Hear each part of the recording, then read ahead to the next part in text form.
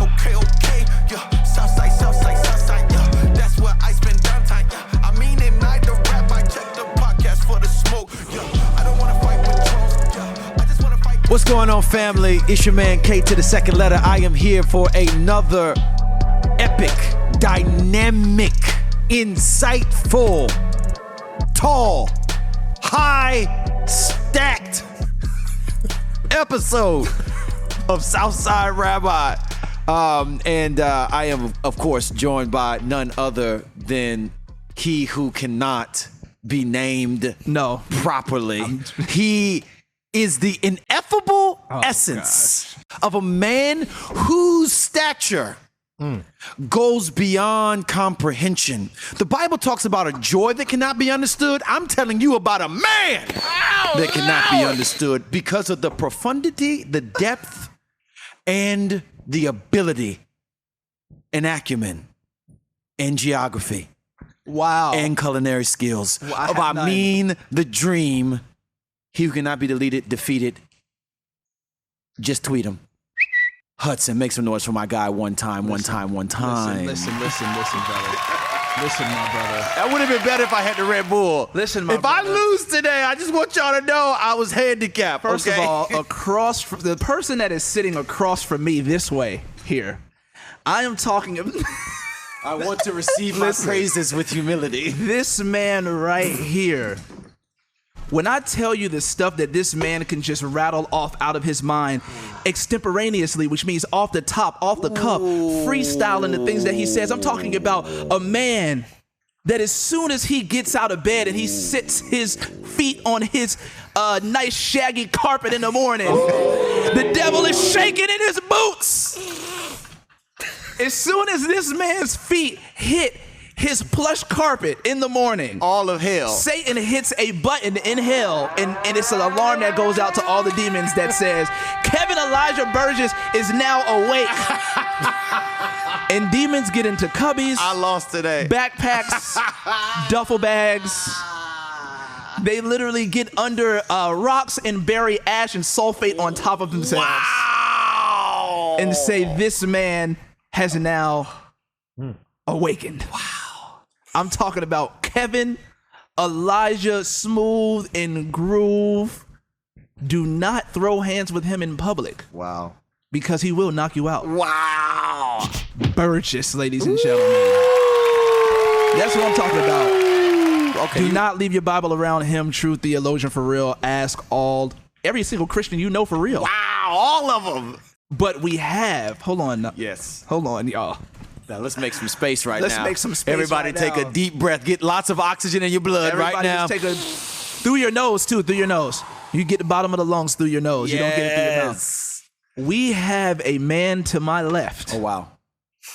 First of all, this man is a lyricist. A lyricist. He's an activist. An activist. And he is a blue belt, which means that he will put you in a Kimura, triangle choke, whatever. If you fight this man in the streets, Yes. and you try to take it, first of all, you don't have to try to take it to the ground. Yes. He can take you to the ground. That's He can right. do hands or ground. Hey, free smoke. He'll put you in a Kimura and then snap all the tendons in your arm. That's right. Immediately. It'll be like, back.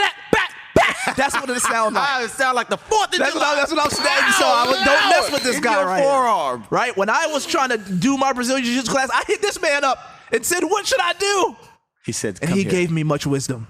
And not only that, he is also an accomplished theologian. Yes. So after he breaks all the tendons in your arms, He will take out the text. he'll take out the text. and then implant it in your cerebellum. And he'll implant it in such a way that the amygdala in the brain that has all of the stress and anxiety factors will shrinken. It will shrinken. It will absolutely reduce It will in actually size. reduce in size. Yes. Which means that you will reduce in stress. Say that, I mean. I am talking about the man, the myth, the legend, the cigar aficionado, Yes. the Cuban stallion. Yes. I am talking about Alex Castaneda. Make some noise for our guy Make one some noise for my guy one time. Thank you. Yes. Alex, how are you feeling, brother? I'm feeling great. Thank you Yes. guys for having me on. I really appreciate it. Amen, bro. I'm honored to be here. Alex, we want you to give people a little bit more insight about who you are, Okay. your passions, your heart desires. But before we do, I want to say 3 quick things, all right? one about you and two about our sponsors. The first thing is my homie Alex is a thoroughbred Cuban, all right? Thoroughbred. Latin American representative. You understand me? So when he came to the podcast today, he brought a gift. This brother brought us a bottle of premium rum. Premium. Okay? Now, one of the things that I learned when I was in Colombia, which is obviously much different from Cuba, okay? We're just talking about how the diaspora is. Please. Okay, don't say that. Yep. But there are some common threads. There's some common threads, all right? One of those common threads is water is for plants, okay? And God has given us rum for our souls, okay? That's a common thread running through the country. Yes. So thank you so much for this, brother. Of course. Today is actually my anniversary. So we will, in moderation, enjoy a glass of this tonight. So thank you so much, brother. God bless you. Amazing. Absolutely. Yes. Two other things, all right? We pay some bills and also talk about things we're excited about. We are proudly sponsored by our good friends CSB. If you don't know about CSB, it is a contemporary version of the scripture that is so incredibly readable. In fact, it is the version that we use at our church. It's kind of the official version that we recommend to folks in coming into the community that are already into the community, people who are growing, maturing, all of that. We rely on this version. Yes. And much love to the other versions as well. In fact, we also are big fans of the ESV. Yep. But we are very much grateful for our partnership with CSB. Check them out. God bless you. And we also want to give a shout out to Samaritan Ministries, a Christian approach to healthcare that has served a lot of people in our community, and we want to recommend them to you as well. You can go to their website, samaritanministries.org/Southside Rabbi for more information there. All right. We got some work to do, bro. We do. I purposely wore a tighter shirt today because I need to be able to move. You feel me?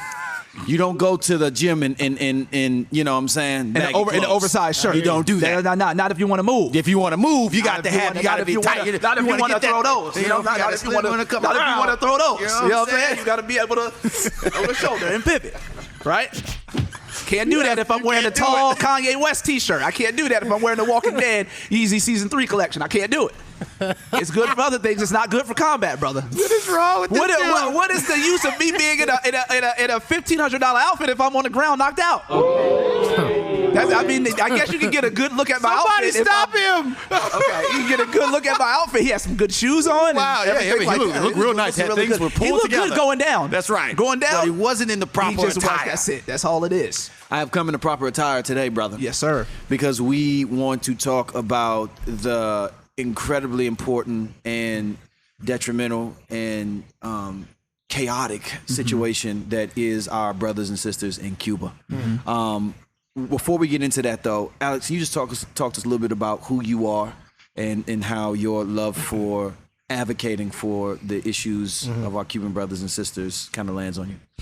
Well, I started rapping full-time in 2017, but obviously I've been Cuban all my life. Okay. I was born in Miami, raised in Miami. I came to college to the Trinity area, so I guess Tampa Bay area. Yeah. And I wasn't really passionate about Cuba growing up. It was just a part of being a Cuban American growing up in a literally majority Cuban culture. Sure. I actually didn't meet a white person until I was like in middle school. Wow. I didn't know any Americans. And if I did, I was confused because and I'm not saying this to be rude, but like Miami white people are a little different. You know, they got the shirt open and they're ordering in Spanish and crap. You know, like that's a little different. Oh yeah, papi. Listen, cocaine has changed Miami immensely. You're absolutely right. So it's a little different. The swagger was a little different. So the first time I went to Melrose, Florida, to go to a Christian youth camp, and they're like, "Why do you have an accent?" I'm like, "Trust me, you're the one with the accent." Right. Why do you have an accent? But yeah, so I was raised, but it was when my great grandfather passed away.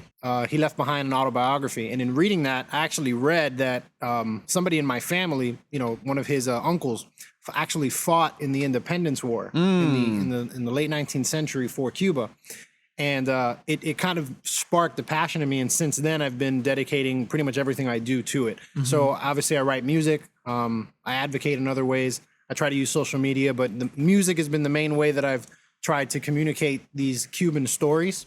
Yeah. from the zoomed in level to more general things. Right. So yeah, I guess so I'm also a counseling major. Married, happily married. Nice. So yeah, That's beautiful, man. Yes, amen. Me and Alex actually graduated from the same college. Yep. And you're working on your Masters now. So I'm almost done. I'll be done in next May. I'll be finished and I'll be a counselor. So Beautiful, beautiful. Let's get down to it. What is happening in Cuba right now? So if you've noticed, you've seen SOS Cuba has been the hashtag, and And it's all in the streets. yes. Everywhere I Yep. go. I love it. I've seen people super encouraging. It's encouraging. I see even in my neighborhood, which is crazy, where I'm at. I'm 'Cause you majority live white, in blue Trump's collar. backyard, don't you? right. But there's I mean, yeah. You live in Mar-a-Lago, I don't you? live in Mar-a-Lago. Yeah, that's exactly where I live at. And Trump put up trees, so I can't see You the. can't really see I the can't, golf course. Right. He doesn't want them to see our house. even in Newport Richie, I've seen it, which is crazy. And Yeah. So the SOS thing was just it started. There's a lot to be said here, but really it started in late 2018 when the communist Cuban government did a constitutional referendum and basically passed this decree 349.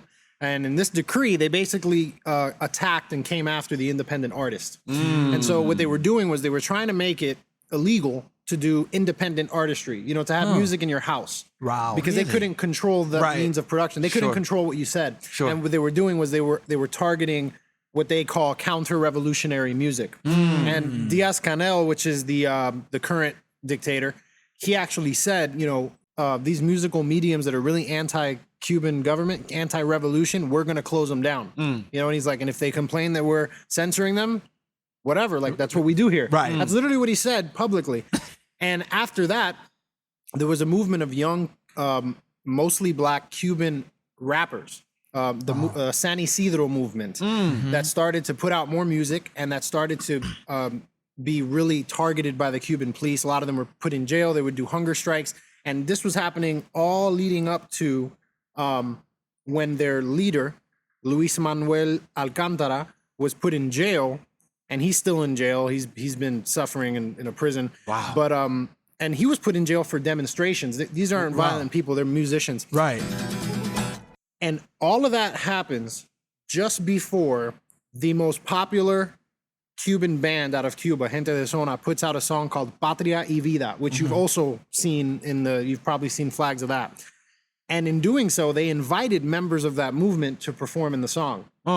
And so Gente de Zona previously was like, don't talk to me about politics, whatever, I don't care. Sure. That's Right. the exiles' problem. That's not our problem. Right. Sure. So they were always cowardly in their response to the Cuban struggle.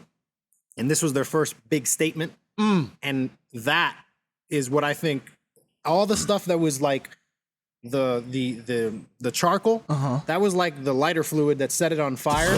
And from there, it became an international movement to where now all across the world, people are noticing, and then also COVID plays into effect. They don't have the vaccine. They say they have it, but they haven't been given to the people yet. Wow. And COVID was running rampant. And so the people of Cuba were going out into the streets to protest. And in doing so, they were doing these huge rallies. They were being beaten by police. They were also doing some police car flipping, right, and all that. And so it became this huge thing where now the international attention was on it. And so that's really in a nutshell what it is. And the reason it's significant is because of this. This is the largest demonstration and island-wide protest in Cuban history. Right. Like ever. Like the closest thing was in the mid 90s in Havana. But that was just Havana. This is all over the island. Wow. Right. So this is one of the things when you grow up as a Cuban in Miami, one of the things you always hear is the Cuban people, they've lost all of their desire for freedom. The government has just brainwashed them. They're all apathetic. But this is one of the few times where we're seeing, that's no longer the story. The youth, the old have died off and the youth have risen up and they're not apathetic. They want changes like immediately. Right. Yeah. So that's in a nutshell. It was funny that you said that, because when I was reading, they were talking about how it's really been the youth that has sparked the movement, because the older generations have essentially said, this is life. Yep. This is life for us. This is the norm. And the younger generation has said, no, this can't be life for us. And now they've come forth with all of the protests and the activism, and it's amazing to see. And also hearing about how it's been one of the the first time we've seen something like this? What, like in the last mid-90s was the last time we saw a protest. But this is the largest. You ever. never saw this type of outpouring of people. I mean, unless there was a war. Like wide, right? Yeah, You never seen just protesters going out onto the streets to protest. Right. That wasn't right. the thing. People didn't want to talk because you're worrying about your family. Right. You're worrying about eating and surviving. So right. like, a lot of Cubans, it was like there's three classes. There's the brainwashed.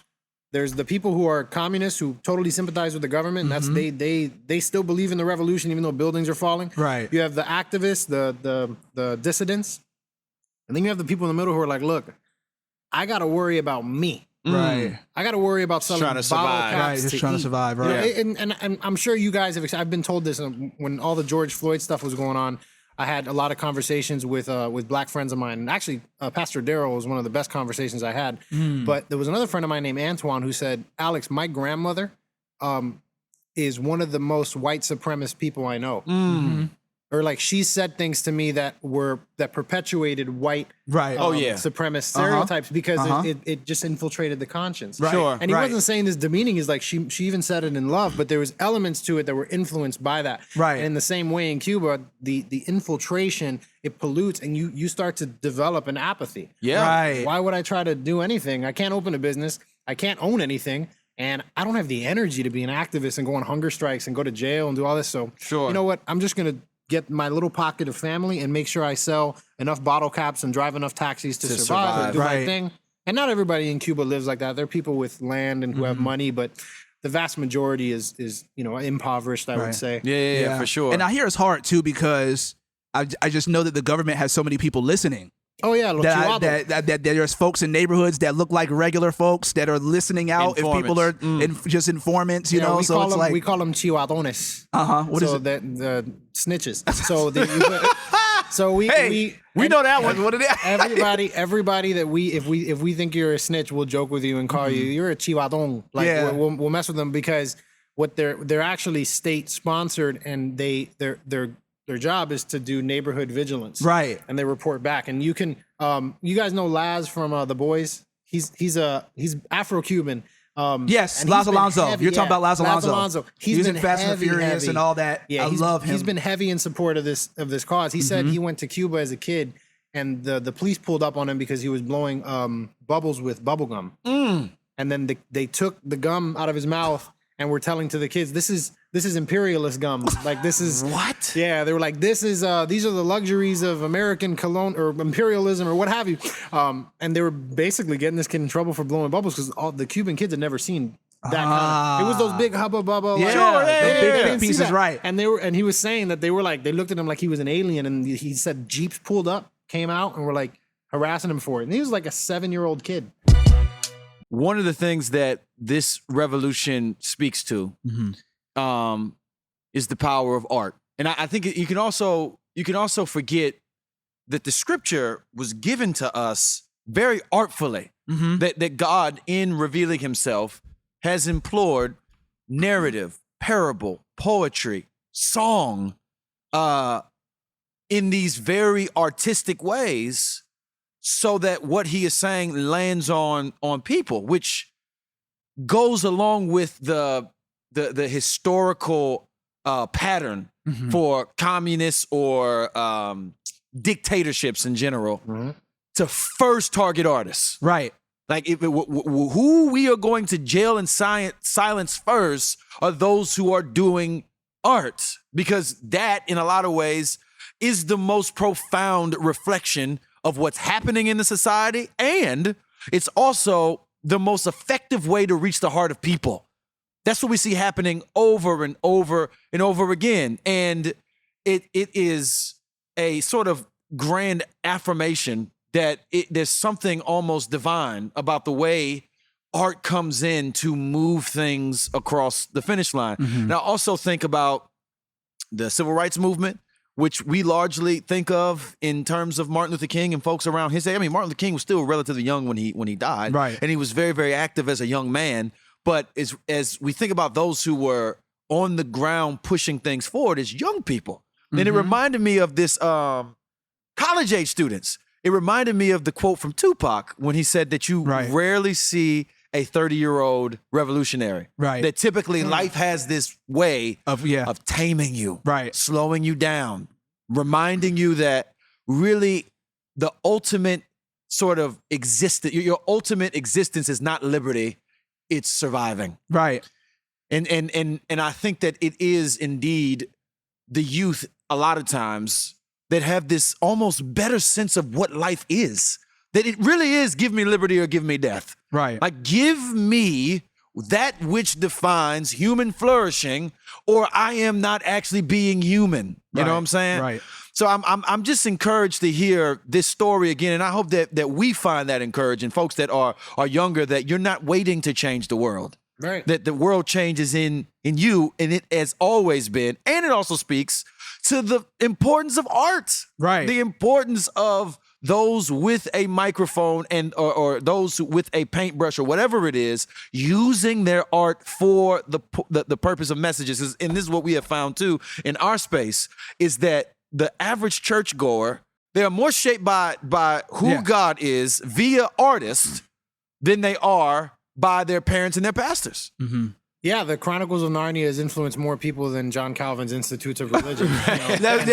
And you can't say that it's a bad thing. It's because our art is a way of transferring meaning in ways that are relatable. Not everybody can relate to whatever analytic process somebody does in giving a dissertation, but painting a scenario that all of us know, real life or fantasy in some way, and weaving powerful themes into it is a way. It's almost like chasing a drink. Right. It's easier to take, but you're still getting the effect of it. You're still passively receiving that knowledge, but it's in a way that's palatable. And there's a direct correlation between those artists dropping that song and this. Yeah. I mean, there is a direct the greatest, biggest protest in history came after the biggest band actually finally spoke up for Cuba. Right. No accident.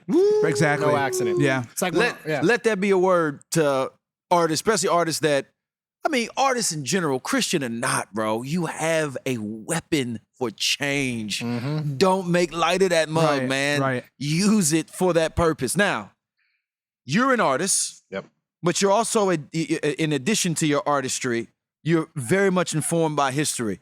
Can you help our audience understand, how did Cuba get to this place? Help us understand Castro, help us understand the Cuban situation. How much time you got? Yeah. You want us to open the bottle now? Because we can, brother. all right. Here's something you have to know about Cuba. Cuba has been in a revolutionary state since its inception. Wow. Mm-hmm. And I think the number is 6 years. There's never been a stable government longer than 6 years in Cuba until communism. So there was it was always in a state of military coups and taking over and bureaucracy and it was the Spanish that colonized Cuba? Cuba? They won their independence from Spain. Gotcha. Right. So what happens? Fulgencio Batista is running Cuba just before Fidel Castro. Fulgencio Batista is what you would call an American-supported dictator running things in Cuba. So had a very brutal regime. Also arrested dissidents. There was a lot of wage inequality. You had the mafia was heavily involved in Cuba. Meyer Lansky was running the Cuba operation with another guy named Santo Traficante. And these guys were trying to turn Havana into Vegas, and they were on their way to do it. I mean, they were Meyer Lansky owned some of the hotels in Havana for that purpose. Now, all of this, both the some of the injustices that are being witnessed by the growing kind of young intellectual people in Cuba, they're witnessing a government that is really in line with the mafia. Fulgencio Batista used to clear millions of dollars a week from just mafia favors. Yeah. They're witnessing that. They're witnessing a complete disparity of wealth. They're witnessing some bad treatment between landowners and people who work land and employer-employee relationships, all the things that usually precipitate socialist revolutions, right? But the important thing to mention here is Fidel Castro's the star of the story because he's the only one who lasted. He's the one who assumed power. But the 26th of July movement, which was his movement, was not the only revolutionary group. You had other revolutionary groups, and all of them were anti-Batista. You had the Revolutionary Directorate, which was tied for the largest group with Fidel, until the Revolutionary Directorate decides to just say, screw it, we're going to just attack the Capitol and kill Batista. They fail, they lose a huge percentage of their people, and now who comes up forward as the main revolutionary group that the people can now support? Long story short, Fidel Castro and Che Guevara and his group of militiamen, they're residing in the Sierra Maestra in the woods. And this is the most important thing. Fidel Castro did not conquer in military fashion Batista's government. What happened was he utilized radio to convince Batista and his government that they had more men than they did. Wow. And he invited Deception. he invited New York Times columnists to the Sierra to give them an inside look, and he would have his guys, his guerrillas, walking in circles around the camp so that it looked like they had like hella numbers. Wow. That's some art of war type stuff. Yes, some so Sun Tzu Hubert type stuff. Matthews is the New York Times columnist that went and you know, he became really close to Fidel, and I don't like him, but he was tight with him, but it was all propaganda. The goal was to push the idea that Cuba's people, the 26th of July movement, they were winning. They were conquering these places, and he was saying all this through radio. Right. Meanwhile, they're in the Sierra. They're in the woods. They're 300 deep, maybe. Wow. Against an entire army.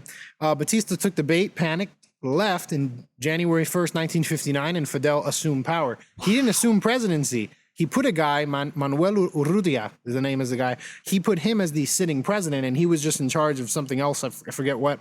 But really, Fidel was running the show, and he tried to put in moderates and people to kind of make it look like his movement wasn't what it was, because he was suspected to be a communist from the beginning. Sure, but he actively denied it. So he would when he came and did the famous photo op with Malcolm X. Yes, he did a press tour, and he was asked outright if he was a communist, and he says, "I am not a communist." He's like, "I am not a communist. This is not a communist movement." He said, "This movement is green like the palm tree." And what the joke is that it's more like green like a watermelon, green the outside and red on the inside. Right. And but in 1961, he converts the state in a famous speech into an official Marxist-Leninist state. Proceeds to expel a large quantity of priests from the island. Opens a concentration camp called the UMAP, where he puts homosexuals and Christians and Catholics and priests and different people who would be considered enemies of conscience, of the new revolutionary conscience. And there was a forced labor camp. And so begins the story of a repressive totalitarian dictatorship. Wow. And every kind of a decade after that, you had your big movements. You had in the 70s, you had your Operation Mongoose funded by the Kennedys, where these were anti-Castro, and some of them terrorist organizations who were planning bombs and trying to go back and take the land. In the 60s, you had the Bay of Pigs. In the 80s, you had the Mariel. In the 90s, you had the large group of rafters who left. In the early 2000s, you had the Black Spring in Cuba with Oswaldo Payá, where they had where the ladies in white were born, the wives of these huge group of men who were imprisoned for their political ideals, decided to form an activist group called the Ladies in White in the 2010s. And now what we're seeing is this is the age of, before it was like you had political, you had military, you had professional dissidency. Now it's artistic dissidency. Now it's the young Cuban hip hop artist who goes home to nothing every day, and he's the one at the forefront. And so you have a long history of, and really what could be said is history is nuanced. I was watching the pod you guys put out, and Dr. Cartagena, he was saying es complicado. He was talking about history being complicated, and he's right. But the one thing that isn't complicated about history all throughout from 1956 to now is the character of Fidel Castro. That's not complicated. You walk away from history, you might have complex views. A lot of people think it's very simple. America, good. Everybody else, bad. No, you're going to find America had a very oppressive hand in a lot of things. You're going to find their Especially involvement. Cuba. Yeah, you're going to find their involvement in Cuba has not been ideal and many times has been malicious. However, you will not walk away with a redemptive view of Fidel. And that's because since he took power, his only goal was to maintain power, whether that was by killing his own friends or by making it illegal to protest in any way, shape, or form. That's I guess a super summary. That's beautiful. That though, was man. really good. That helps us feel it. Yeah. The American support of the president before Castro's regime took over, he was supported because he was against communism, I'm assuming. It wasn't, it's funny because Batista actually had a stint with communists because Batista was an opportunist. I mean, these dictators, they're autocrat. They want whatever's going to benefit them. If they have to get in bed with the mafia, as apparently he would, he'll do anything. And there was a period of time there where he aligned himself with communists because his popularity was waning. And this was in I believe the early 50s or late 40s when this happened. But really the relationship between America and Cuba during that time, it had a lot to do with, Cuba was a very, very valuable place. A huge producer of sugar, tobacco, and rum. And obviously a huge vacation spot for American bureaucrats. For sure. These private parties put on by the mafia, many a American congressman would join. And these were parties that were riddled with all sorts of debauchery, what you would see in a Goodfellas or a Sopranos, so to speak. The relationship was one of bureaucratic favors, and I don't think there was, I think they had political alignment with him, but they didn't have it all the way up to Fidel taking power. Sure. Right before they instituted a military arms embargo on Batista because his regime was getting out of control. He was an oppressive dictator, and America wanted to distance themselves from that. And at the same time, prepare because they knew somebody else was taking over, and they wanted to have an advantageous negotiating position. Like, hey, we weren't with this guy to the end. We kind of, the government's going to do that because they're looking at Castro, and Castro in the U.S. had this unspoken agreement, like we're going to work together. Right. And then Castro said, no. I'm going to nationalize your oil refineries. I'm going to take all these businesses from people and expel these business owners. And then the U.S. is like, all right, embargo. Yeah. That's exactly how it happened. Speaking of embargo, you have a number of folks that would say the reason that this is all happening is because of the embargo. Yes. The embargo has done all of this. What would you say to that? Because you also have folks like, I'm rolling my eyes super heavy, Black Lives Matter, their comment about Cuba, which was trash. It was trash. It was trash. La basura. And I think that that's exactly it. It was basura. But I think that, I'm going to ask that, but I think that it goes into a bigger conversation, though, it goes into a bigger conversation of Black revolutionaries having this. We talked about Fidel Castro meeting Malcolm X in the photo op. Yeah, it's like kind of romance. We talk about how there were a lot of Black revolutionaries at the time that were cheering that on because it seemed like Fidel was kind of standing up for standing against what was happening with African Americans here, right?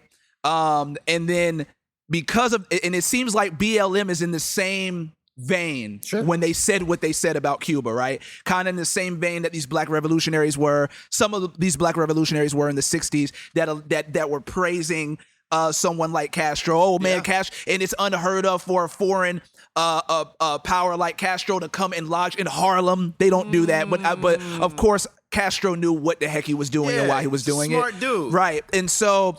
As well, just 15 seconds. No, go ahead. Similar, not one-to-one, but a similar kind of vibe was with Noriega in Panama. Because he was that kind of guy too. Yes. That he was the guy of the people. That he was written, especially the over 50% of all Panamanians are of direct slave descent. Right. And here you got a guy that comes into power that says, I see those that are forgotten. So that would ring a bell with us too. Right. Go ahead, Means. No, but for those who would say that this is because of the embargo, and then also for Black Lives Matter's comment, what do you say to that? Here's what I would say. When you say this is because of the embargo, what do you mean? Do you mean the natural effects of an embargo or because of the embargo? Well, that's obvious. Or do you mean that Cuba's entire situation, their poverty, their disparities in wealth, their lack of enterprise, that can't be because of the embargo because Cubans are not restricted. The embargo does not restrict the U.S. from sending medicine or food. So you can't blame hunger in the embargo. Right. And in fact, the U.S. in 2019 sent, I think, something like 500,000 chickens to Cuba. You know, they this idea Were that they roasted already? No, That'd be crazy. They were garlic parm. No, they when you look at Fidel Castro dying with a $900 million net worth on the Forbes list, don't talk to me about an embargo, because an embargo would affect the whole country, but the tourist sites in Cuba are perfectly funded. They have new buildings and new air conditioning and brand new state-of-the-art equipment, and the hospitals too. And that's the hospitals that all these people from other countries go to and say, wow, you know, and they have this, people have a fascination with other people's poverty, especially Americans. Right. They love to glorify scarcity, you know, they because they don't need to live in it. They can vacation in scarcity, but when you have to live in scarcity, it's not as fun, and it's not as aesthetically pleasing, and it's not as Instagrammable. Right. The embargo argument is a little outplayed. Here's what I think the embargo has served to do. All the embargo has done, this is my opinion, is mask the true culprit of Cuba's issue, because all Fidel had to do was say it's the embargo's fault, and his people believed him. And here's another interesting thing. Laz Alonso made this point. In Cuba, when everything is state run, and it's a police state. When you send money to Cuba, they skim off the top. In fact, Cubans can't use the US dollar. They have to convert it to a less valuable Cuban peso. Which is now a big issue too. Yeah, where does all the money go? When Fidel Castro took Meyer Lansky's hotel and nationalized it, whatever he had, like, you know, Meyer Lansky, mafioso, head of the mob, he died with like 40 grand in his bank. Really? All of his fortune was in Cuba. He lost all of his money. Where did it go? Oh, what a point. You know, where did that money, where did all those assets go? It became state owned. Well, who owns the state? Wow. Fidel Castro. Fidel Castro kicked the mafia out, but he didn't kick them out, he replaced them. The Cuban government became the biggest mafia and controller of everything that moves. But here's the ironic part. Black Lives Matter wants to defund the police in America, but fund the police in Cuba. Right. They want to lift the embargo, which, yes, you might have all ships rising with the tide, but guess what? What you would be doing is giving more money to a police state. Right. That's against your whole thing. Right. What are you doing? Like, Exactly. They're not able to notice that. And I want to make one comment on the what you were saying about black revolutionaries and Cuba. They've kind of been in a tryst with. I'm going to tell you why. It's the Nelson Mandela thing, and it's also Fidel Castro's participation in Angola and ending apartheid with Nelson Mandela. Right. He sent Cuban troops to help end apartheid in Angola. Okay, so that looks very good. If you're looking at a fact sheet. If I'm a dictator and I want to make it look good on the surface. Yeah, absolutely. It looks phenomenal, but nobody talks about his participation in Ethiopia with the manufactured famine with Mengistu that killed millions of Ethiopians. Wow. Nobody talks about him sitting with Mengistu next to him at a huge rally and they're buddies. And this is a guy who was a tyrant. Right. Nobody talks about that. And nobody talks about the fact that a lot of those revolutionaries who went to Angola and died were black. You know? I mean, racism is a big thing in Cuba. It's deeply rooted. Right. It's more cultural now, similar to America. Obviously America has systemic, but you know, in America, slavery might be outlawed, but it's infected the cultural. It's like in the cracks. Right. But yeah, what I would say is Fidel Castro was, like I said in the beginning, he wore green fatigues, but you will never find anything about him being in any war or on the front line of any. He was a strategist. Yeah. He was somebody who knew how to use media to convince everybody. He would just bold-faced lie about certain things, and people would believe him against data because of his convincing way of framing it, of how he would use the media. He has the news in Cuba is state-owned. So you own every means of communication and information. Wow. Right. Yeah. That's why Black Lives Matter, people like that. If you know, it's empiricism. We think that going to source material is, and we think this accurately, going to source material is the best way to know something. You were talking about CRT, people who don't read the source material. They have all these opinions about CRT and they don't read source material. Why don't you read the people who invented it? Sure. But the source material in Cuba is filtered. Yeah. Exactly. So it's not really the source. It's not show me a study. Right. You want me to show you a study funded in Cuba that demeans the Cuban government? Right. Sure. That doesn't compute. I mean, that doesn't make any sense. So I would say it's born of ignorance. There's truth mixed into it. The embargo has not had it clearly hasn't worked. Right. You know, Cuba, I mean, Fidel kind of hunkered down. He hunkered down and said, you know what, I'm gonna go down, but you're gonna go down too. Right. Your reputation is gonna go down, but I don't care about my people going down, because guess what? I got money in the bank. Wow. I can go to Cayo Piedra, which is my private island, no Cubans allowed on my yacht, and invite famous American actors and politicians, and I can have my lobster and my Coca-Cola and my steak and my cheese. Look at the time on my Rolex, right? Absolutely, I could do all that. Cuban people can't, but you're not hurting me. Yeah, and it feels like all of that is a page out of the dictator's playbook, right? Say that. I'm wearing the fatigues, making the people know that, or trying to convince the people that I'm a strong man and that I'm a fighter when I'm not. I'm also in control of, because it's funny what you said about the tourist attractions in Cuba, right? Because what it seems to me is that we have been shown two different Cubas, right? The Cuba that we are shown is this amazing, quaint place that has all of these old school cars. All of that stuff is the stuff that gets filtered to us. Right. But then there's another Cuba that because even when I think about Cuba, like I think about when you have folks that say, man, when you go, there's the hotels that Cubans cannot stay in. Oh yeah, air conditioning. Crazy. You know, all of the amenities that you need to be comfortable. My grandma went back to Cuba. She's passed, but when she went back to Cuba, she tried to take her family to one of the hotels, because that's something you do when you have family in Cuba. You want to take them to see things they can't see.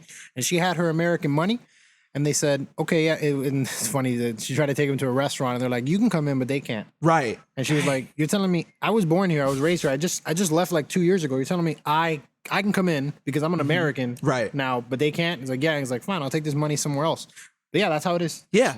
And so when we go, we have that experience. Yeah. We leave thinking, man, Cuba is, man, that hotel was nice. It's beautiful. Yeah. And we don't understand that we are getting a manufactured experience via the state, right? Sure. They're giving, and they're hiding what is really good. So it's like somebody coming over your house and you throw everything in the closet. That's right. And then your house looks clean, but what you did is you just kind of threw everything. Absolutely. Right? And so like, which is what Hitler did during the Olympics. Exactly.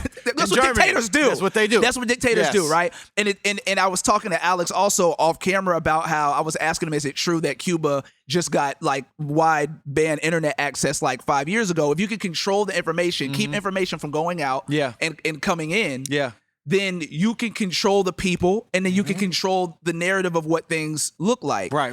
And it makes sense that as the protests have happened, the Cuban government has shut off the internet. Right. And so if you control information, you control the freaking people, man. Yeah. This isn't statewide internet. This is internet in parks. You have to pay to get in, and you're kind of sitting there, and a lot of Cuban YouTubers, they'll film all day, and then they'll go at like 3 a.m. when there's less people so that the bandwidth is better, and they'll upload all their stuff at the Wi-Fi park. So you don't have, it's not like people have routers in their homes like that. Wow. And who has access to the plug?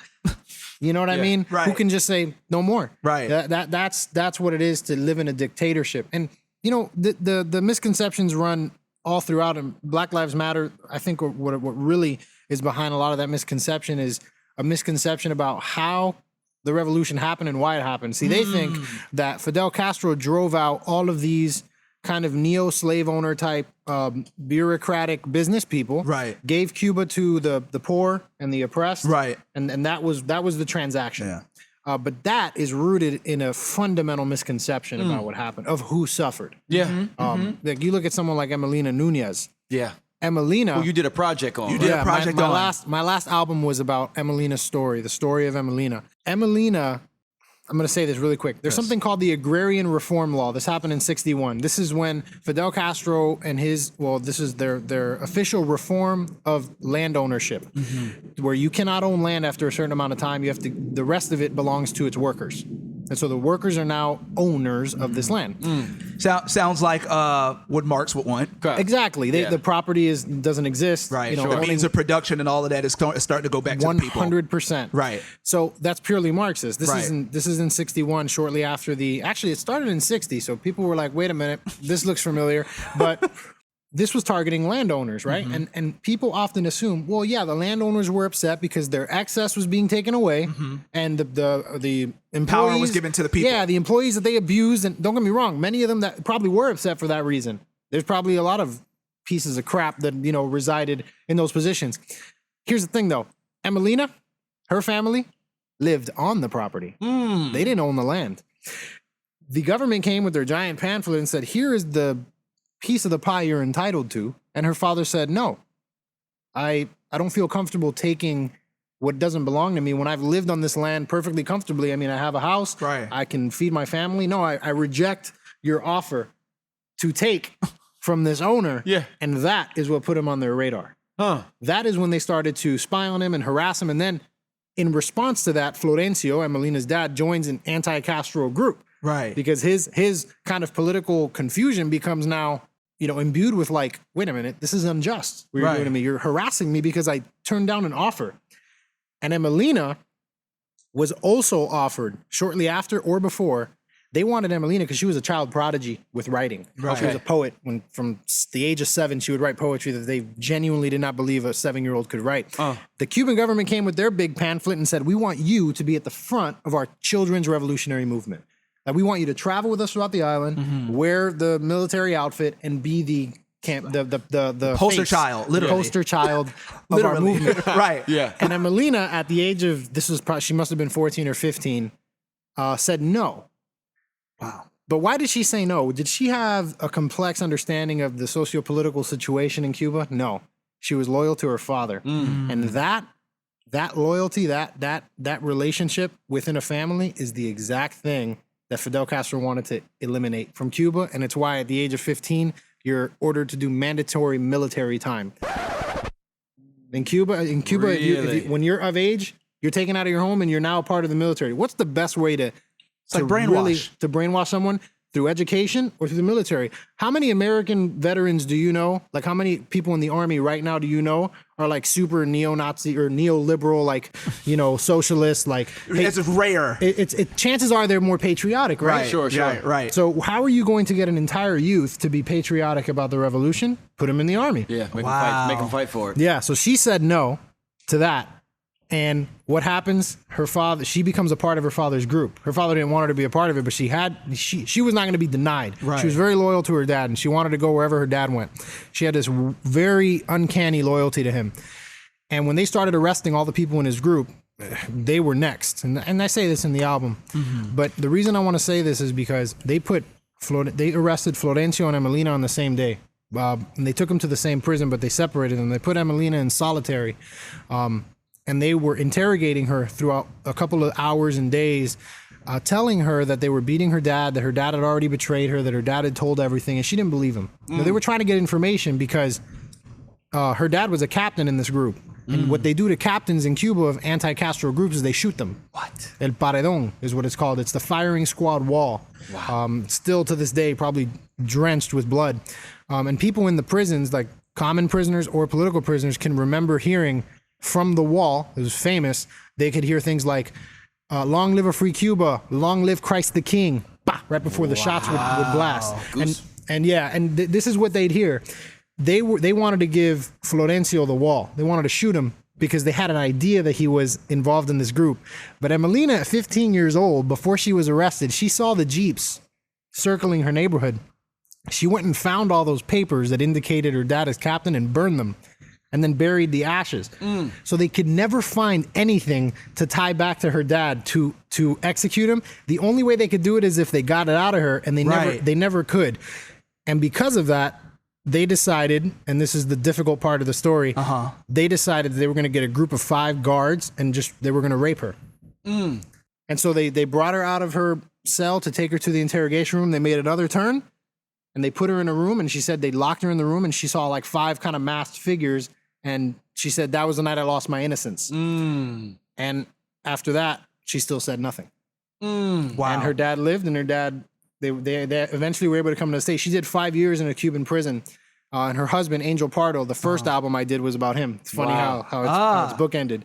He did 24 years, 19 of them in underwear because he didn't want to accept the common prisoner clothes. Wow. They had regular clothes for common prisoners and political prisoner clothes. And one of the things the Cuban government wanted to do was they wanted to rehabilitate the political prisoners into thinking of themselves as criminals. So they'd have them dress in blue, which was everybody else's clothes.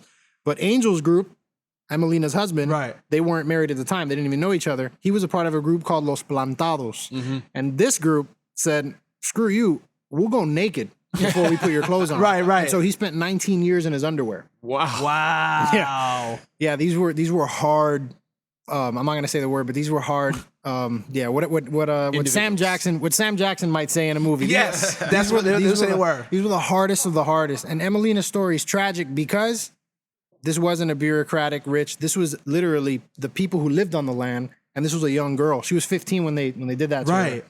her. So that's why powerful, I hear things like what Black Lives Matter says, and I'm like, you don't know. You haven't looked into the eyes of the people who suffered. Right. It's filtered through all sorts of whatever you listen to, but I've looked at people directly in their eye. Emelina's still with us, and so is Angel. And I talk to them, and I've heard it directly in the timbre of their voice. Yeah. I can hear their struggle. You don't know anything till you talk to them. Right. Yeah, right. absolutely. No, that's powerful, man. Yeah. That's powerful. Very powerful. And I think it also just speaks to something that if all people should know, Black Lives Matter should know, is that the voice of the people. That's just what's baffling. Bro, the voice of the people should have a tremendous influence on what it is we should do.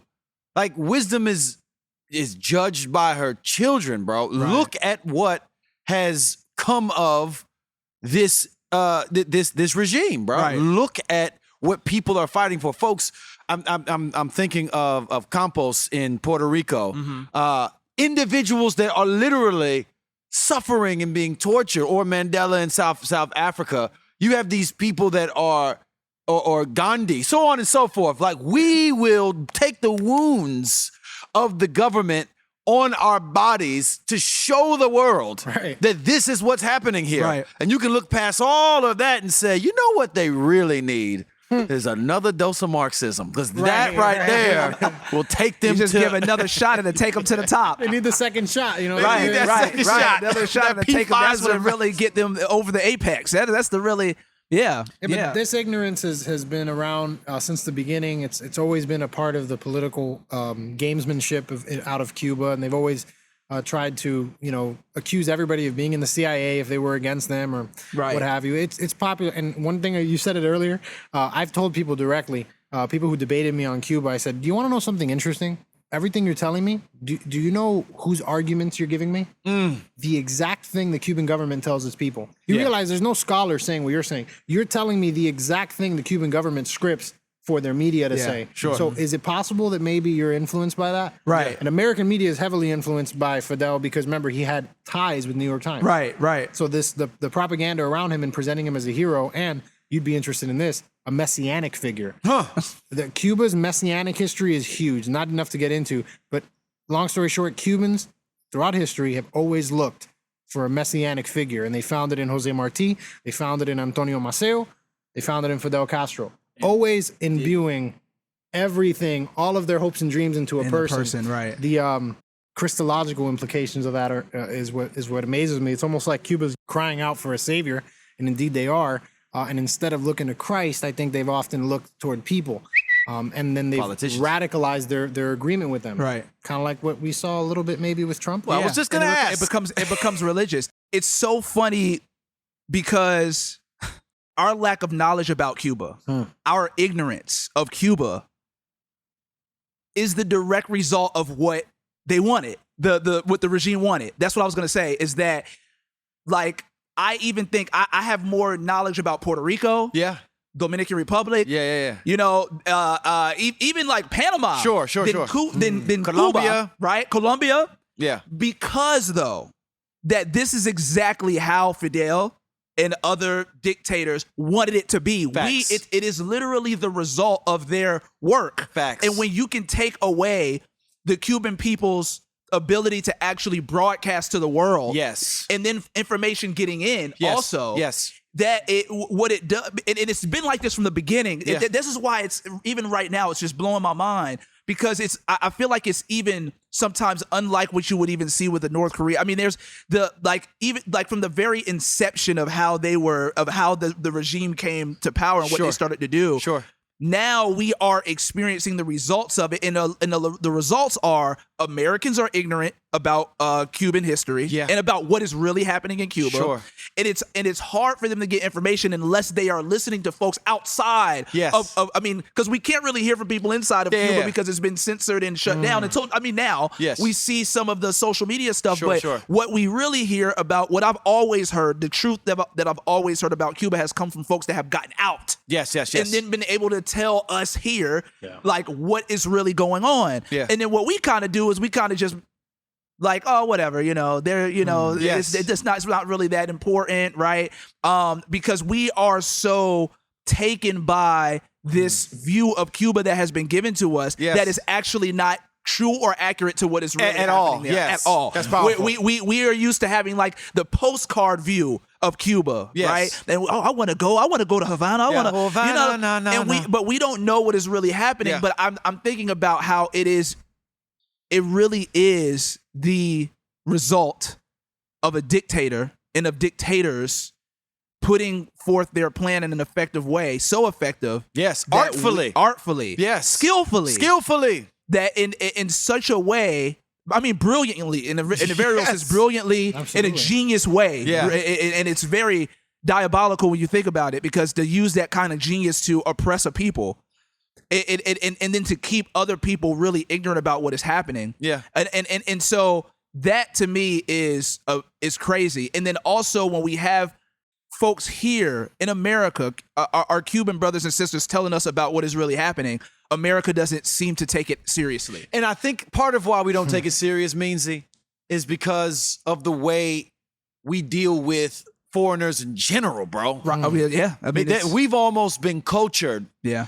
I don't want to think deeply. I already got a lot going on. Amin and I taught at the Gospel Coalition, and by the way, we are big fans of the Gospel Coalition. Our pastor sits on the board. Well, I am a big fan of the Gospel Coalition. Yeah. I'm not sure what it means.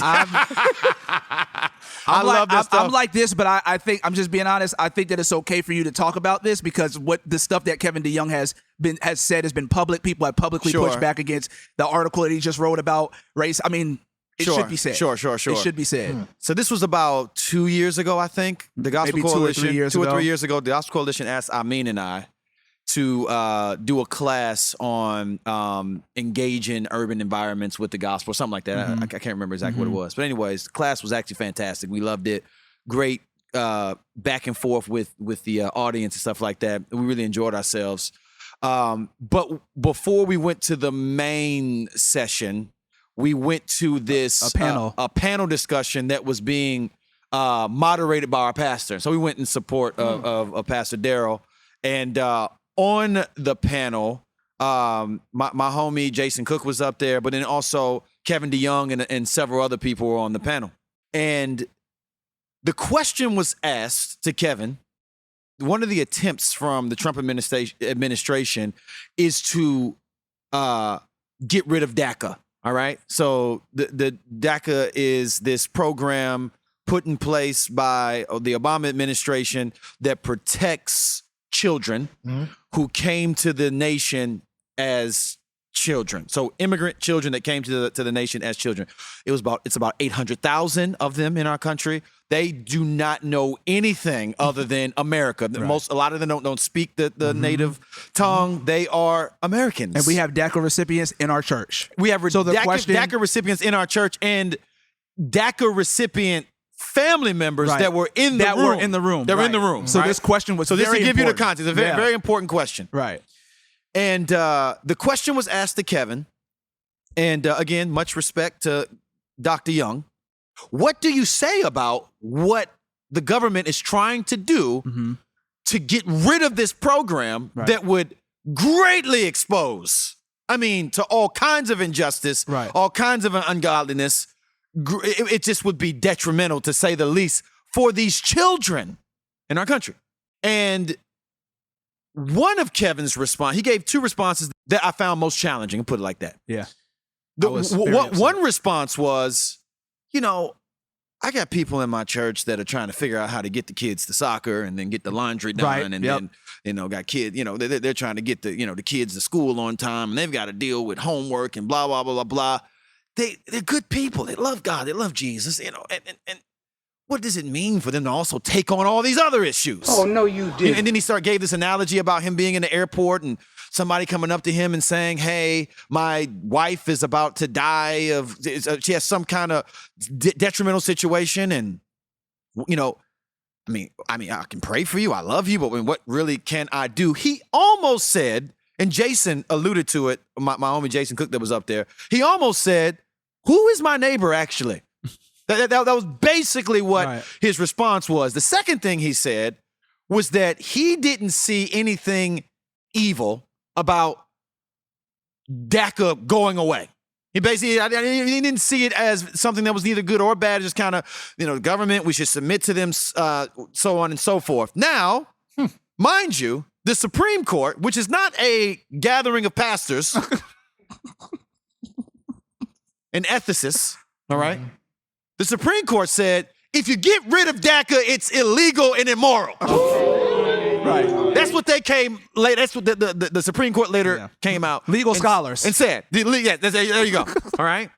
What do they know? Exactly. They're like, no, this would be wrong if we did this. Right. And what struck me about what Kevin said, whether it is in him or not, that's not for me to judge. I'm just going to say that it's in our country that we often look at the conditions of those who are on the outside coming in.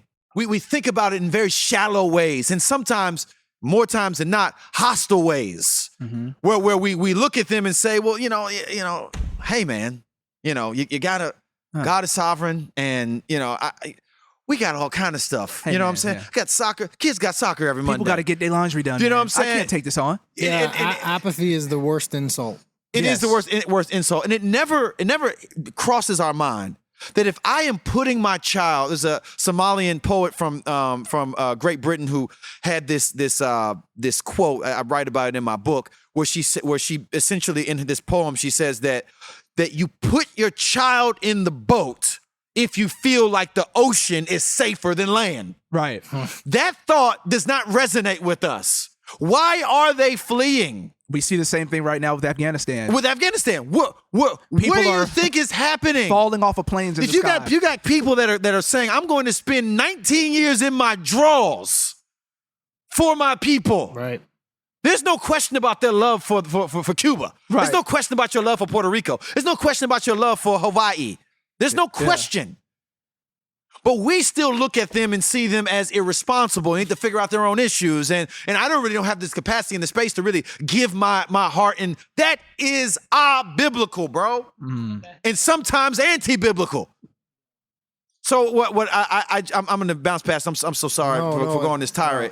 Go on this rant. No, go ahead. But bro, it just is symptomatic that a part of what I believe that we ought to do, if we were to even see ways in which we can empower our Cuban or our Afghanistan or our Haitian brothers and sisters or our Mexican brothers and sisters, so on and so forth, if we're even to have solutions that emerge to support them, we got some culturing of our heart that needs to be done. We got some deconstructing of our attitude, our pathos, our towards these individuals, because apathy is easy. I got my own problems is easy. Love is not. But God's going to hold us responsible regardless, especially for your neighbors. Right. Which should not be a difficult question. Your neighbor's the person talking to you about the need. Right. We got people in the audience that are protected by DACA. Right. Why would you not? Like Job, at the end of Job, said that if I did not take my vote and go to the people who had power and advocate for those who are the orphans and the widows, Lord, if I didn't do that, let my arm fall out my shoulder blade. Just fall off. Right. Come on, bro.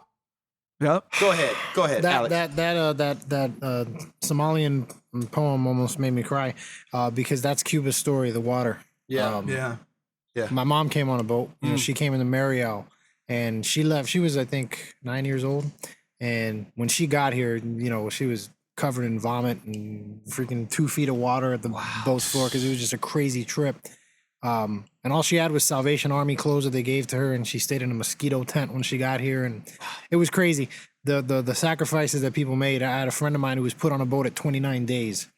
Mom put him on a boat at on a raft, not even a boat, a raft. 29 days to get out of Cuba, and he's actually a boxer.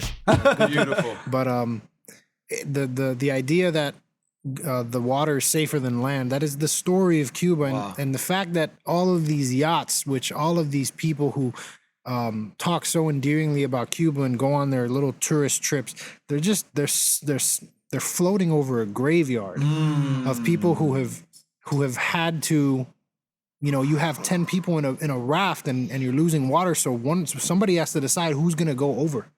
Are we gonna we can't have him go over because he has a future. You know what? I'm old enough. I'll abandon ship. Or people who just didn't make it. They got swept by a wave and died, or got eaten by sharks, or what have you. That's the story. So when people say all this stuff about this and the embargo and all the people who left Cuba were just a bunch of, it's hard not to curse. Yeah, no, and what you were saying Makes you wanna cuss. about Kevin DeYoung, that sounds a lot to me like what we've witnessed. I've never been called a liberal in my life. I'm the most anti-communist, Marxist person in the world.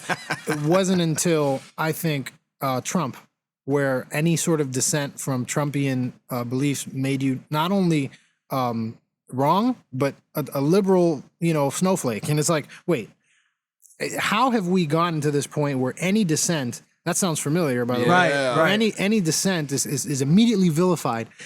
And what I've noticed, and maybe this just had to be brought out through Trump's presidency, that I didn't notice it as much before, is just how American most people's Christianity is. Yep. It's the majority of it is a lot of these ideals that people hold, their idea of individualism and property, are nowhere in Scripture. Right. That is not the culture in which the early church lived. Sure. Those are American ideals, and not all American ideals are wrong. Right. But they must be subject to scriptural authority. Right. They must be. Yeah. And I don't think they are. I think they're held in equal authority by many. Yeah. Right. Wow. And we've seen that mainly with the really intense patriotism, the vaccine and mask wearing responses. People were very against mask wearing, and it's like, look, I understand. I'm all for not infringing on liberty. Remember, Cuban, anti-communist, remember. Hello. But as a Christian, that doesn't come from your Christian worldview. Sure. Just admit it. Can we at least just say that? Yeah, Right. It's an American ideal of yours. You want your private liberty. God isn't on his throne. Don't you put that mask on? You? That's a Western liberalism idea. Don't make it because your Christian worldview would have you sacrifice your liberties, lay down your rights. That's pretty much it. Would have you empty yourself. And that sounds familiar because that's what Christ did. Yeah.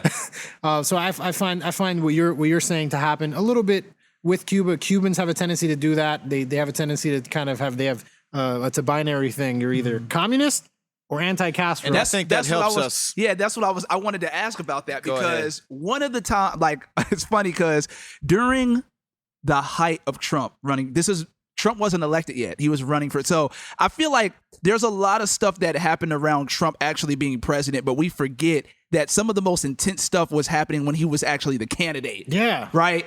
So I remember going to the movie theater at the time. Tensions were high. Everybody was having conversations about Trump and just nationalism, white supremacy. Tensions were high. And I remember going to the theater. And this is also tensions were high with Christians because we started seeing all of the evangelicals get behind Trump, right? Mm-hmm. He wasn't elected yet, but we started seeing them justify some of his speech and him saying, you could punch somebody at, if you punch one of the activists in my at my rally, I'll pay your lawyer fees and all that stuff. Lawyer account. So it was a lot of tension. Very Christ-like. Right, I know. Right, very moral majority. That's definitely very religious. So I was at the movie theater. And I saw this tall kid standing with a Trump shirt on, and I was like, oh, okay, he looks like he's Latino. So he had this big black and red Trump shirt on. It said Trump 2016 or something. I can't remember what it said, but it was this huge Trump shirt. So I was like, you know what? I'm gonna go ask him about it. So I went up to him and I said, hey man, if you don't mind me asking, I see that you have the Trump shirt on, and I was like, if you don't mind, because he was young, man. I was like, if you don't mind me asking, why are you wearing this shirt? Right? And when he started talking, first of all, super thick accent. Yeah. I knew he was Cuban. Yeah. And he literally said, because Hillary called us a basket of deplorables. And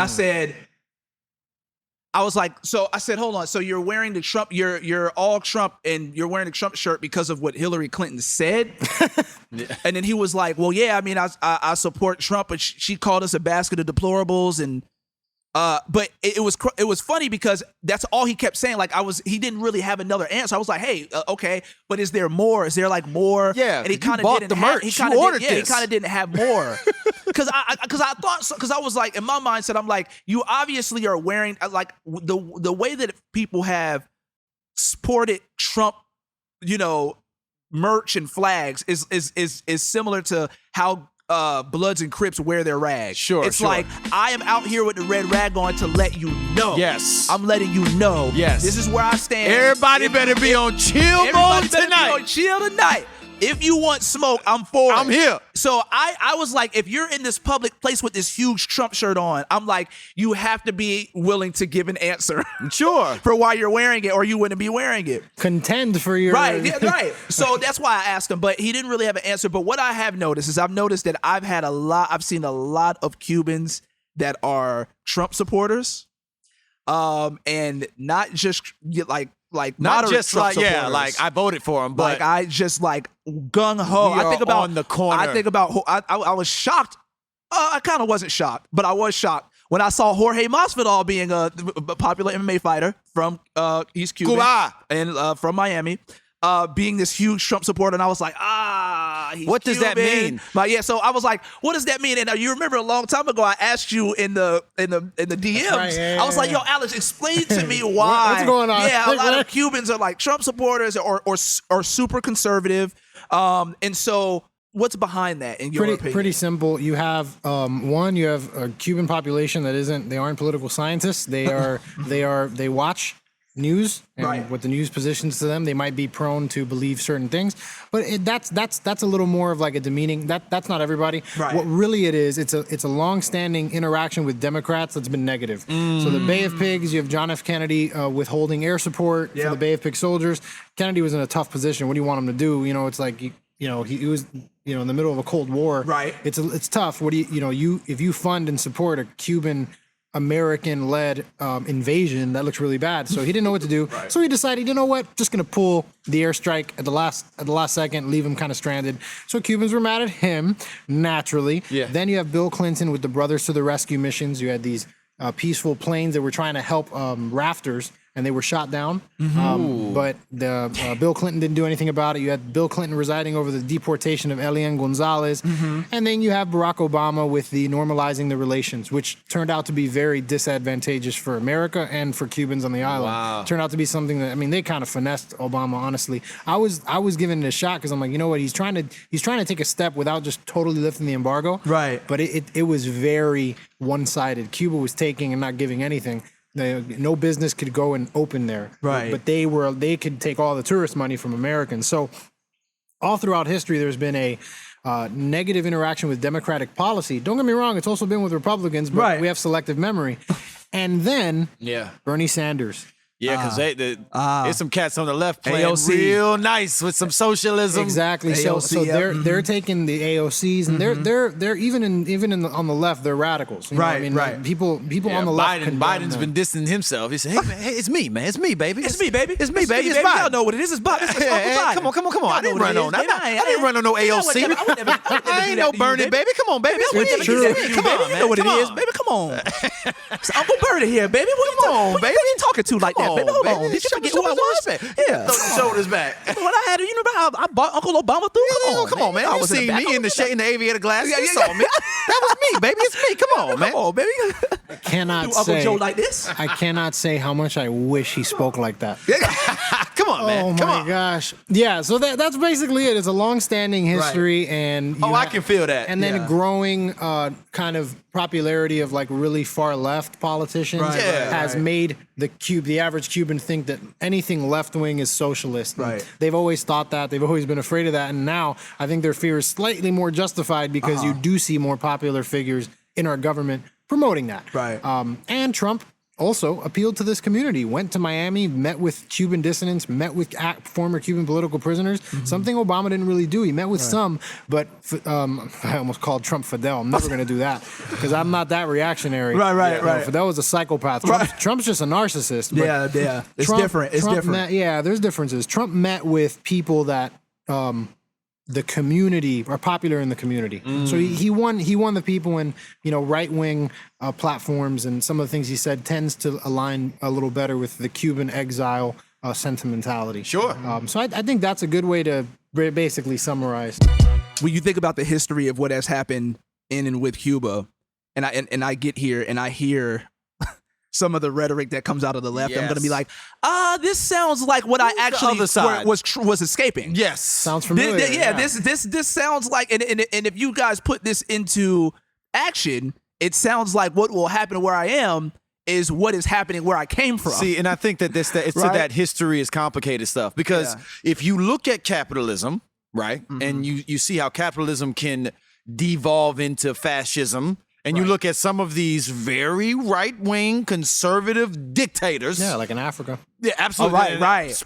Oh my gosh. It's crazy. All through Africa. Because when you hear about dictators, you never hear about them being right-wing. You never hear capitalist dictatorships. Or Germany. No, nobody trying to claim Hitler for the rights. You know what I'm saying? Right. Hitler was pro-life. Hitler was very much in some respect. Wow. Because he was definitely in the American. No. I know what you're saying. Thank you for correcting that. I'm using the cultural phrase pro-life because folks say that they're pro-life ain't pro-life either. Right. Isolate that clip and say KB is. Hold on. Exactly. And then it pauses on my face. Right. And then music starts playing. This is KB saying that Hitler was pro-life after he clearly killed 20 million people. I gotta look out for my boy. Let me say it like this. Hitler was anti-abortion. Right.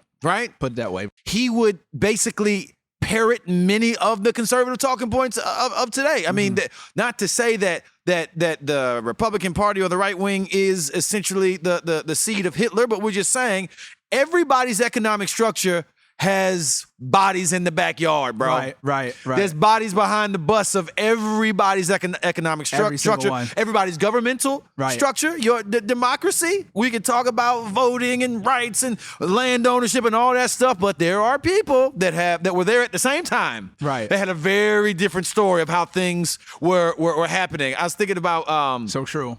Just like how we did with Hawaii, we found this island in the middle of the ocean and said it'd be great to have a military presence here. Hold up. They said, hey, so guys, we need all y'all to leave. But we live here. This is our island. Our family's here. Say it ain't nothing but 2,000 of y'all. We're going to get some boats together and America does this all often. the time, right? So everybody it's a nice has island skeletons. you got there. That's right. It'd be a shame if somebody planted a military base. That's on right. Yeah, it's the hegemonic history of the U.S. and their intervention. Facts.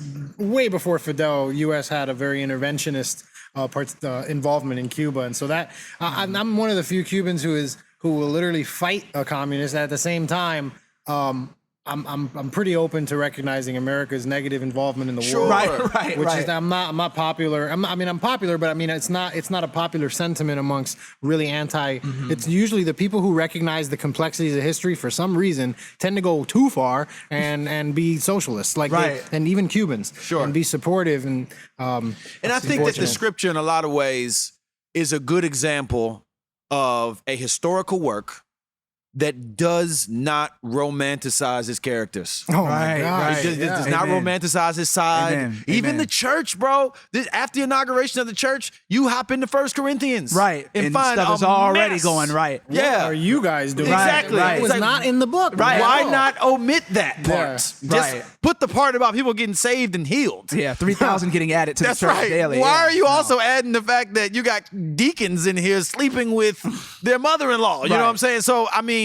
There's all this kind of there's this kind of wanting to romanticize and sort of retell what happened in the past to make it seem like this has always been right. This has always been the way of doing things. This is what we keep running into. So I do think in some ways, I would hope that we are a generation that is finally willing to be honest about everything. Right. And if we're not honest about capitalism and its shortcomings, we're not honest about Black Lives Matter, we cannot romanticize either side. And I feel instructed by scripture that if we do not lay the sins on the table, if we're kind of trying to still do this PR thing that begins to live in delusion, we will just repeat the mistakes of our forefathers. A friend of mine told me tyranny is the abandonment of nuance. Oh, yes. You know, and then On either side. On either side. And then a friend of mine asked me once, he's like, wait, what is your, like, you say socialism, but what about all these capitalist dictatorships? And what about, I'm like, look, I'm not saying socialism is equal to a dictatorship. What I'm saying is socialism was the means they'll use to rule in a totalitarian fashion. So it's relevant. Just like he was bringing up capitalist dictatorships. I'm like, well, you're bringing up capitalism as a means somebody used. Right. And so it's relevant. It's relevant to say socialism destroyed Cuba. Right. It's a true statement, even if the socialism we're talking about was a weaponized socialism. Right. But it's still relevant to say. Right. So that doesn't mean that the socialism in Norway is of the same quality. Sure. Exactly. That requires critical thinking. Which I think is in short supply, mostly because our entire news and everything is really meant at reactions. Right, So I want you to right. click share before reading the article. Right, Get it all. But like you were saying, That's powerful. being able to sift through that for what's really being said, and history, and looking at history as a complicated scholarly pursuit allows you to pull out the nuance. But then there's some things that you're like, all right, clearly this, Hitler bad. Clearly this, you know what I'm saying? Sure. Like, stuff like that. So true. I want to end with this. First of all, I just want to say thank you again, Alex, for coming and sharing, you. man. Nothing. Please Thank you, check guys. out the project that we will have Links linked to. here in the description. I think that one of the things that we try to fight for on Southside Rabbi is precisely what you hinted in that quote, that we have to give ourselves the nuance. Right. Nuance and the intersections and the crosshairs and the weighing matters, right? It should be a Christian discipline. Right. It should be a Christian discipline.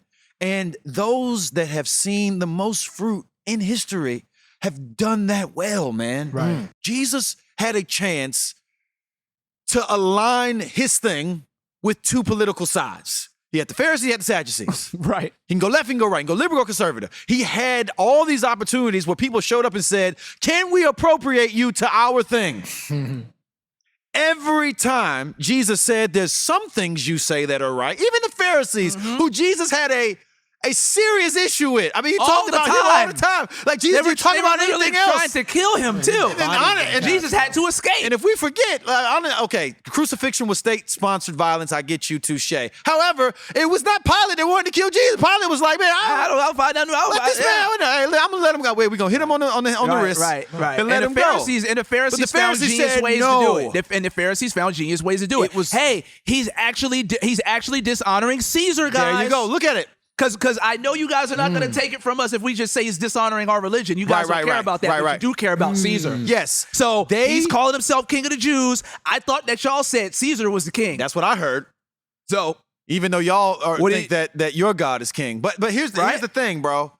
They organized it. They orchestrated his death. The religious elite. right, establishment. Your religious establishment. But Jesus never lends himself wholly to anybody. Right. He's always saying, I'm above this. I'm not right. I'm not left. I'm up. And I'm going to find interactions with either side. This is who Jesus is. And I want to end by pointing out something that Amin actually brought to me, because he actually has read Pedagogy of the Oppressed. I've only read sections of it. But in his book, Pablo Ferrari talks about how when you are oppressed and you're able to achieve liberation, right? When you get to the point where you say, we're free now, the boot is no longer on our neck, then there's a whole set of disciplines that you have to employ to make sure that you don't then turn around and then oppress those who oppressed you. Which is what God said to the children of Israel. Yes, don't turn around and treat the foreigners. Hey, remember, you guys came. Remember, I freed you. Remember, I freed you out of the land of Egypt. You were a slave, bro. Remember, You that's were. why he says to them over and over again, remember, I freed you out of the land of Egypt. Remember, because I know that the temptation for you guys is going to be to get this freedom, get here, and then start feeling yourself, Yes. and then enslaving others Yes. like you were enslaved, Yes. and then forgetting that, remember, I delivered you. I'm the one that delivered you out of the land of Absolutely. Egypt. Remember, you guys were crying out Yes. for years, and I came and I delivered. So The that's the essence- human heart. That's Yes, what bro. sin does. Abuse becomes the abuser. The Yes. abusers.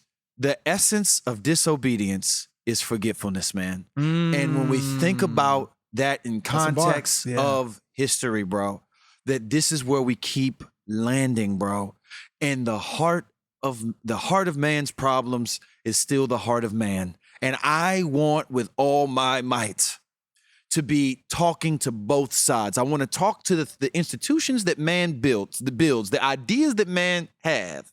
I want to critique them. I want to reform them. I want to see them reflect the kingdom. That's my obligation as a Christian. Amen. Yet I'm also thinking about man's heart. Right. I want to see man's heart touched by the gospel of Jesus Christ, because those things working in tandem, the external institutions and ideas that come from out of man's heart and man's heart itself, which is the other side, both of those are on the table for us, because when we are able to tend to both of them well, then we cannot repeat what we've went through. You feel me? So I'm hoping that by God's grace, this conversation with Alex, as us thinking about how there's these connections, man, from Cuba to Alaska to Afghanistan to all over, that it's the same story being told over and over and over again. Will we not answer it with, maybe for the first time, a revolution that is nuanced, that is honest, that aims at the heart and the institution? By God's grace, I hope that we begin to see some of that come to fruition, man. This has been Southside Rabbi. Thank you so much to Alex. Thank you, Alex. My name is KB. I mean the dream. I mean the dream. We'll catch y'all next time. Peace.